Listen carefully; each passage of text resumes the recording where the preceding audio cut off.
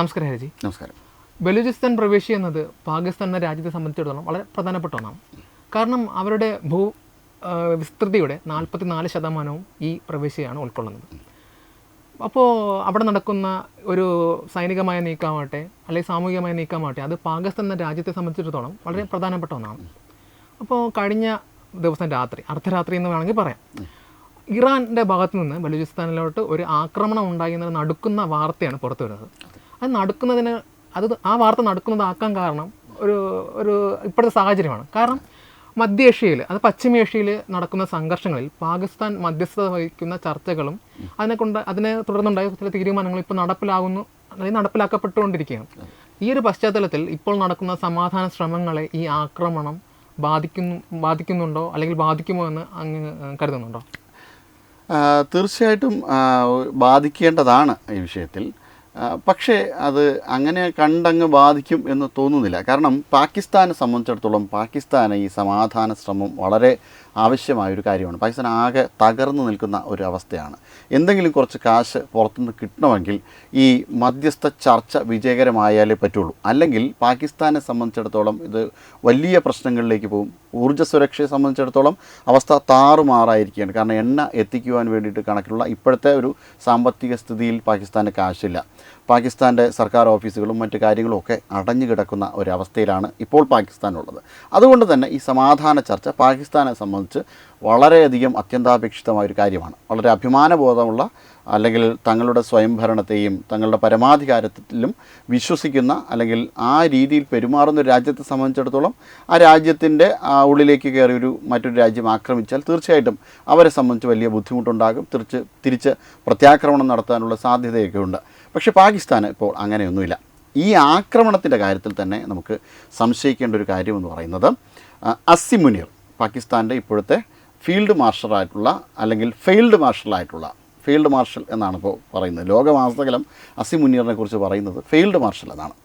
ഈ അസിം മുനീർ യഥാർത്ഥത്തിൽ ഈ 2016-2017 കാലത്ത് IRGCയോട് വളരെ അടുത്ത സഹകരിച്ചിരുന്ന വ്യക്തിയാണ്. അതോടൊപ്പം തന്നെ അവിടുത്തെ ഇൻ്റലിജൻസ് സംവിധാനങ്ങൾ, ഇറാൻ്റെ ഇൻ്റലിജൻസ് സംവിധാനങ്ങൾ, അവിടുത്തെ ആർമിയുമായിട്ടൊക്കെ വളരെ അടുത്ത ബന്ധമുണ്ടായിരുന്ന ആളാണ്.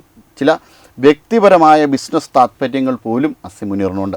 അത്തരമൊരു സാഹചര്യത്തിൽ അസിം മുനീർ കണക്കിലെടുക്കുന്ന, അസിം മുനീറിനെ സംബന്ധിച്ചിടത്തോളം ബലൂചിസ്ഥാൻ ഏരിയ ഒരു ശത്രു രാജ്യം പോലെയാണ്. ഇറാനേക്കാൾ വലിയ ഒരു ശത്രു രാജ്യമാണ് യഥാർത്ഥത്തിൽ അസിം മുനീറിനെ സംബന്ധിച്ചിടത്തോളം ബലൂചിസ്ഥാൻ. അതുകൊണ്ട് തന്നെ ഇതിനകത്ത് ഒരു ഗൂഢാലോചനയുണ്ട് എന്നുള്ള കാര്യമാണ് നമുക്ക് പ്രധാനമായിട്ടും സംശയിക്കേണ്ട ഒന്ന്. കാരണം ഈ ബലൂചിസ്ഥാൻ മേഖലയിലേക്ക് ഒരു ആക്രമണം ഇറാനെ കൊണ്ട് അസിം മുനീർ നടത്തിക്കാനുള്ള സാധ്യതയെ പോലും നമുക്ക് തള്ളിക്കളയുവാൻ പറ്റില്ല.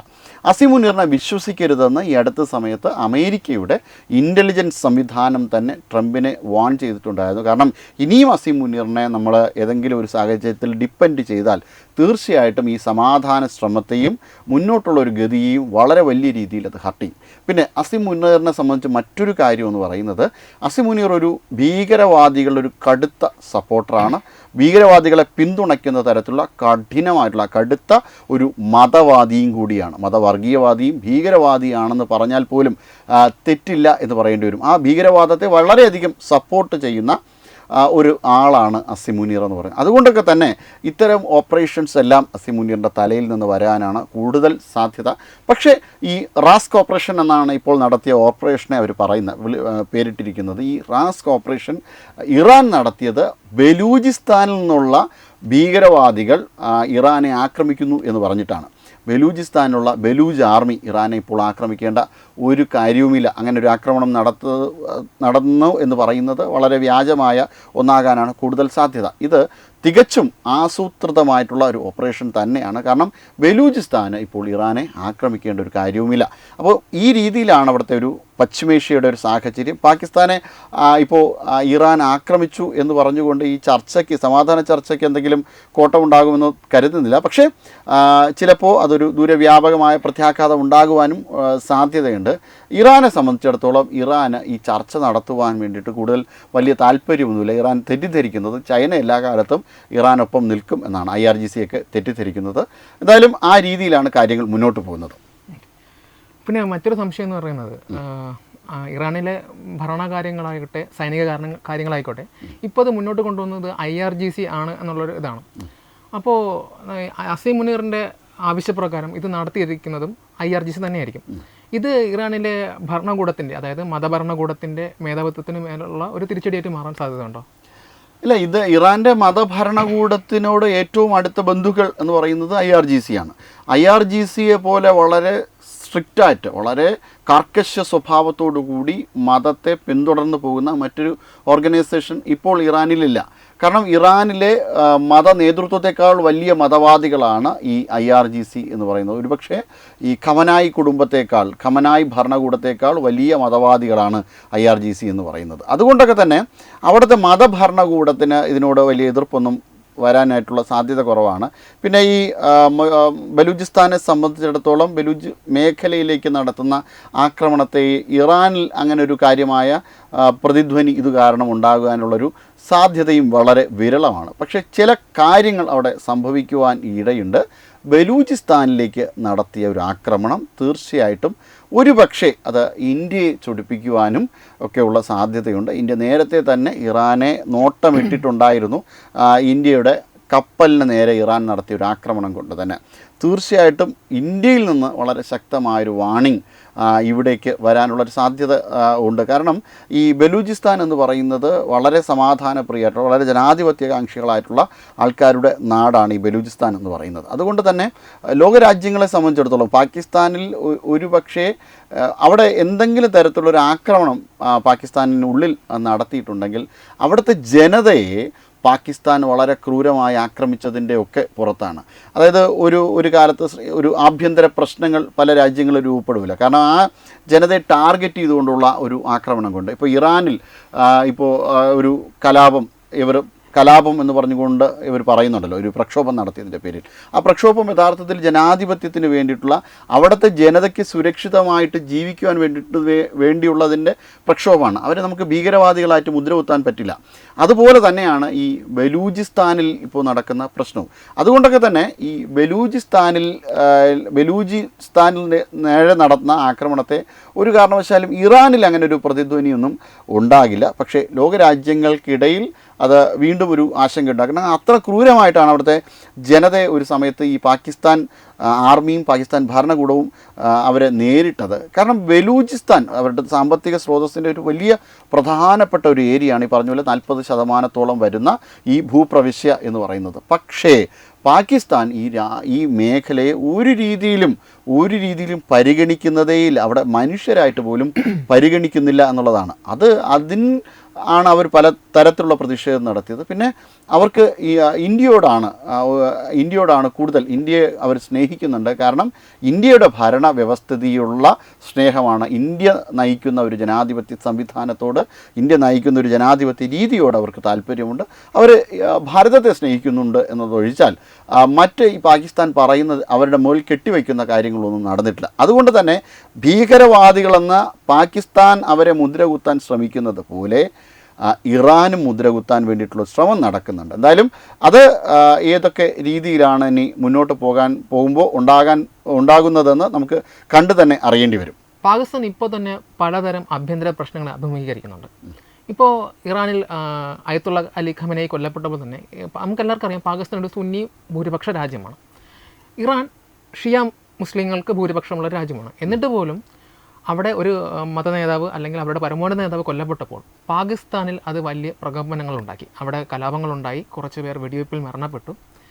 അങ്ങനെ ഇരിക്കുന്ന ഒരു പശ്ചാത്തലത്തിൽ ഇപ്പോൾ ഉണ്ടായ ഈ ആക്രമണം പാകിസ്ഥാൻ്റെ ആഭ്യന്തര സുരക്ഷയെയും അവിടുത്തെ സാഹചര്യങ്ങളെയും എങ്ങനെ ബാധിക്കും എന്നാണ് കരുതുന്നത്? ഇത് വലിയ ഒരു ആഭ്യന്തര സുരക്ഷ, ഒരു രാജ്യത്തിന് അകത്ത് കയറി ആക്രമണം നടത്തുമ്പോൾ സ്വാഭാവികമായിട്ടും അവിടെ ആഭ്യന്തരമായിട്ടോ അല്ലെങ്കിൽ ഒരു പരമാധികാരമോ അല്ലെങ്കിൽ എന്താ പറയുക, പാകിസ്ഥാന് അത്തരത്തിലുള്ള ഒരു പരമാധികാരത്തിൽ വിശ്വസിക്കുന്നില്ല. തിരിച്ചൊരു ആക്രമണവും നടത്തിയില്ല, തിരിച്ചൊരു പ്രതികരണവും നടത്തിയില്ലെങ്കിൽ ആ രാജ്യത്തിൻ്റെ പരമാധികാരത്തിൽ അവർ തന്നെ വിശ്വസിക്കുന്നില്ല എന്നാണല്ലോ.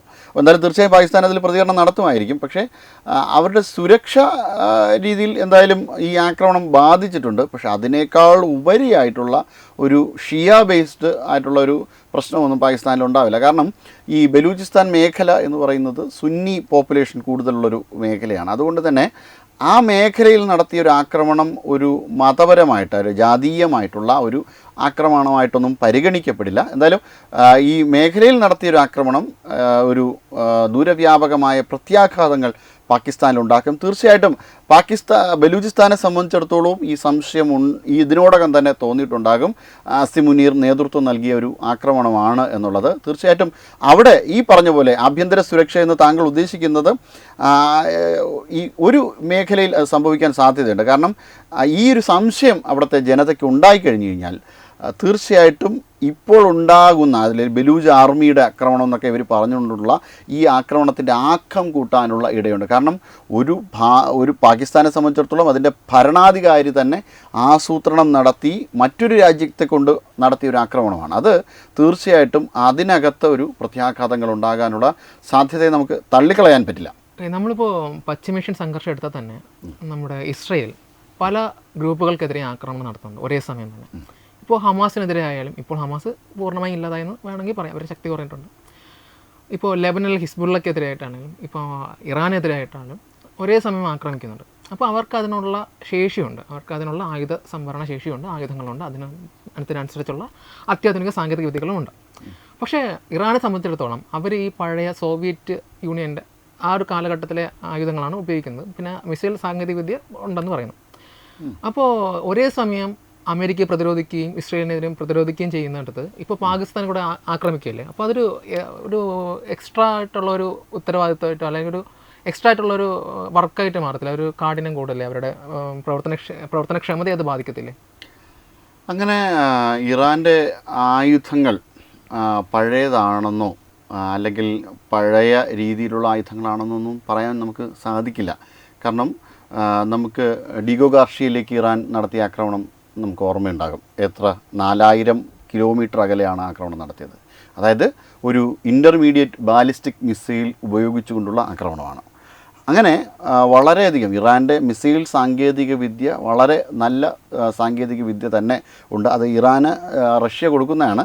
പക്ഷേ ഇറാൻ ഇപ്പോൾ സ്വായത്തമാക്കിയിട്ടുള്ള ഈ മിസൈൽ സാങ്കേതിക വിദ്യ എന്ന് പറയുന്നത്, അല്ലെങ്കിൽ ഇറാൻ ഇപ്പോൾ കൈവശം വച്ചിട്ടുള്ള മിസൈലുകളെന്ന് പറയുന്നത് വളരെയധികം ദൂരത്തേക്ക് ആക്രമണം നടത്താൻ ശേഷിയുള്ള മിസൈലുകൾ തന്നെയാണ്. അതോടൊപ്പം തന്നെ 2003 തന്നെ വളരെ നല്ല നിലയിൽ അവിടുത്തെ ആണവ സമ്പുഷ്ടീകരണം, യുറേനിയം സമ്പുഷ്ടീകരണം വളരെ നല്ല നിലയിൽ നടത്തുകയും ഇപ്പോൾ 60% യുറേനിയത്തിൻ്റെ സമ്പുഷ്ടീകരണം ഇറാനിലുണ്ട്. അത് 90% ആയാൽ, ഓർക്കുക 90% ആയിക്കഴിഞ്ഞ് കഴിഞ്ഞാൽ ഒരു ആണവ ബോംബ്, ഒരു ആറ്റം ബോംബ് ഉണ്ടാക്കുവാൻ വേണ്ടിയിട്ടുള്ള ശേഷി പോലും ഇറാനുണ്ടാകും. അത് ഇസ്രായേൽ ഭയപ്പെട്ടിരുന്നത് കൊണ്ടാണ് ഇപ്പോൾ ഒരു ആക്രമണം, അത് നെതന്യാഹു തന്നെ പറഞ്ഞിട്ടുണ്ട്, വളരെ പെട്ടെന്ന് ഇറാൻ അടുത്ത് നിൽക്കുകയാണ്, ആറ്റം ബോംബിൻ്റെ നിർമ്മാണത്തിന് അടുത്ത് നിൽക്കുകയാണ്. 2003 അവർക്ക് ഇതുമായി ബന്ധപ്പെട്ട്, അതായത് ബാലിസ്റ്റിക് മിസൈലിൻ്റെ വാർഹെഡുകൾ, ഇത്തരത്തിലുള്ള ആറ്റം ബോംബ് ആണവോർജ്ജം സ്വീകരിക്കാൻ പറ്റുന്ന രീതിയിലുള്ള വാർഹെഡുകൾ 500 കിലോഗ്രാമിന് മുകളിൽ പേലോഡുകൾ വഹിക്കുവാൻ പറ്റുന്ന രീതിയിലുള്ള മിസൈൽ സംവിധാനം തന്നെ ഇറാൻ ഉണ്ടായിരുന്നു. അപ്പോൾ അത്തരത്തിൽ വളരെ സജ്ജമാണ് ഇറാൻ എന്ന് പറയുമ്പം. ഇറാനെ ആദ്യം അമേരിക്ക തന്നെ പറഞ്ഞിരുന്നത് 2 ആഴ്ചയ്ക്കുള്ളിൽ ഇറാൻ കീഴടങ്ങുമെന്നാണ്. ഇറാൻ അത്ര ആയുധം മാത്രമേ ഉണ്ടായിരുന്നുള്ളൂ എന്നാണ് പലരും വിലയിരുത്തിയിരുന്നത്. പക്ഷേ ഇറാനെ ഏറ്റവും വളരെ കൃത്യമായി അടുത്ത് വളരെ നല്ല രീതിയിൽ വിലയിരുത്തിയത് ഇസ്രായേൽ മാത്രമാണ്. അതുകൊണ്ട് തന്നെയാണ് ഇസ്രായേൽ കണക്ക് കൂട്ടിയുള്ള ഈ ആക്രമണം നടത്തിയത്. അപ്പോൾ 2003 തന്നെ ഈ കോർ സംവിധാനം, അതായത് ഈ ആറ്റം ബോംബിനെ സജ്ജീകരിക്കുവാനുള്ള മിസൈലിലെ കോർ സംവിധാനം ഒഴിച്ച് മറ്റെല്ലാ കാര്യങ്ങളും ഇറാൻ സജ്ജീകരിച്ച് വെച്ചിട്ടുണ്ടായിരുന്നു. 60% ഈ ഇസ്ഫഹാൻ, ഇപ്പോൾ ഇസ്രായേലൊക്കെ ആക്രമണം നടത്തിയ ഇസ്ഫഹാൻ മേഖല, അതോടൊപ്പം തന്നെ ബുഷർ മേഖലയിൽ, ഇപ്പോൾ ഈ മേഖലയിലെല്ലാം ഇറാൻ വളരെ നല്ല രീതിയിൽ തന്നെ സമ്പുഷ്ടീകരണം നടത്തിയിട്ടുണ്ട്. ഇറാൻ ഇപ്പോൾ ഭയപ്പെടുന്നതും അതാണ്. ഇപ്പോൾ 2015 എഗ്രിമെൻറ്റിലേക്ക് ഇറാൻ വീണ്ടും വരാൻ തയ്യാറാണ് എന്നാണ് പറഞ്ഞിരിക്കുന്നത്. അംഗീകരിക്കുവാനായിട്ട് ഇസ്രായേലും അമേരിക്കയും തയ്യാറായിട്ടില്ല. കാരണം എങ്ങനെയും ഇറാൻ ഈ സിവിലിയൻ ലെവലിൽ നിന്ന് ഇപ്പോൾ 3.6% യുറേനിയം ക്യാപ്പിലേക്ക് മടങ്ങിപ്പോകാൻ ഇറാൻ തയ്യാറാണ് എന്നാണ് പറഞ്ഞത്. പക്ഷേ ഈ ക്യാപ്പ് ഇങ്ങനെ പറഞ്ഞതിന് ശേഷം ഇറാൻ വീണ്ടും യുറേനിയം സമ്പുഷ്ടീകരണം നടത്തുകയും അത് വലിയ പ്രത്യാഘാതങ്ങൾ ലോകത്തിന് ഉണ്ടാക്കി കൊടുക്കുവാനും സാധിക്കും. 300 കിലോഗ്രാം ലെവലിലേക്ക് ഇറാൻ ഇത് മാറ്റാനും പിന്നെ ബാലിസ്റ്റിക് മിസൈലിൻ്റെ പരീക്ഷണങ്ങളെയും മറ്റും തടസ്സപ്പെടുത്തരുതെന്ന് പറഞ്ഞിട്ടുണ്ട്. അതുകൊണ്ട് തന്നെ ഇറാൻ ഈ രീതിയിൽ കാര്യങ്ങൾ മാറ്റിമറിച്ചതിന് ശേഷം വീണ്ടും ഈ ഒരു സമ്പുഷ്ടീകരണം നടത്തുകയും ആണവ ബോംബിൽ, ആറ്റം ബോംബിലേക്ക് കാര്യങ്ങളെ കൊണ്ട് ചെന്നെത്തിക്കുകയും ചെയ്യും.